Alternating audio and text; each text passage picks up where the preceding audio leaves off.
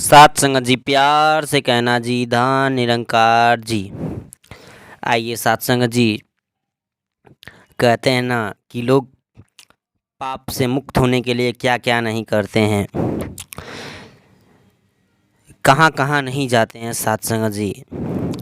आइए सात संगत जी, हम एक छोटी सी कहानी के माध्यम से समझते हैं कि क्या है पापों से मुक्ति, कैसे हम अपने पापों से मुक्त हो सकते हैं सात संगत जी।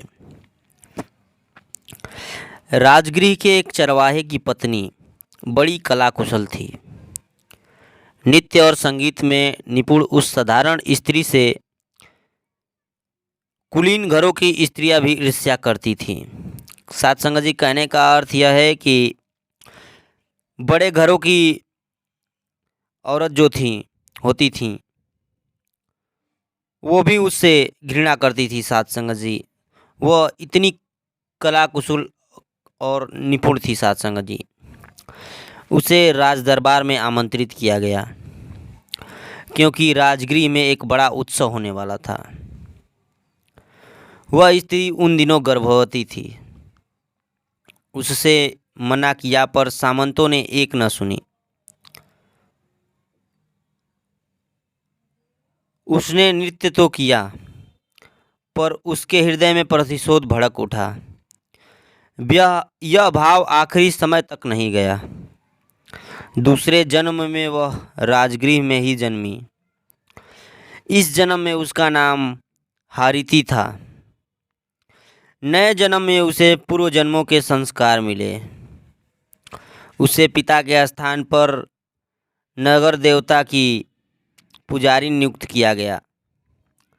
चूँकि पूर्व जन्म के उसके प्रतिशोध की भावना नहीं गई थी, इसलिए वह क्रोध में नगर के बच्चों को चुरा चुरा कर मारने लगी।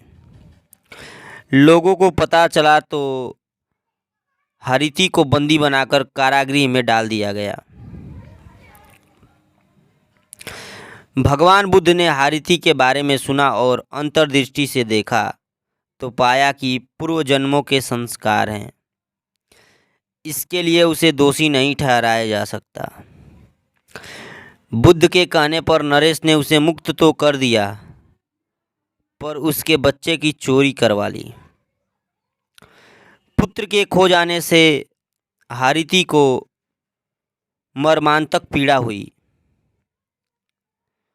उसे उन माताओं की तकलीफ का ध्यान आया जो उसके कारण अपने पुत्रों से वंचित हुई थी। उसने बुद्ध के पास जाकर अपने मन की व्यथा कही। बुद्ध ने कहा, अब शिशुओं की रक्षा में जुट जाओ, उसी से शांति मिलेगी। हारिती ने वैसा ही किया। बौद्ध साहित्य कहता है कि दूसरे के जन्म में वह यक्ष पुत्री, जब दूसरा जन्म हुआ उस हारिती का, तो वह यक्ष पुत्री अश्वभरिती हुई और उसका विवाह कुबेर से हुआ। सात संगत जी, कहने का तात्पर्य यह है सात संगत जी कि अगर आपने कोई गलत काम कर दिया है तो उसका प्रायश्चित भी हो सकता है अच्छे कामों के द्वारा। सात संगत जी, सात संगत जी, हम कितना भी, ये संसार है, माया रूपी संसार है सात संगत जी, हम कितना भी बचकर चलें सात संगत जी, गलती तो हो ही जाती है सात संगत जी। तो सात संगत जी, अगर हम सेवा, सुमिरन और सत्संग के माध्यम से प्रायश्चित करना चाहें तो बिल्कुल कर सकते हैं सात संगत जी। बाकी सब भगवान के हाथ में है। वो हमारे साथ क्या सुलूक करते हैं, हमें क्या दंड देते हैं या नहीं देते हैं, सात संगत जी, हमें सब कुछ छोड़ देना है भगवान के ऊपर। अगर सात संगत जी कोई भी भूल चूक हो, उनके हाथ में अपनी सौंप देनी है सात संगत जी की। सात संगत जी, बता देना है कि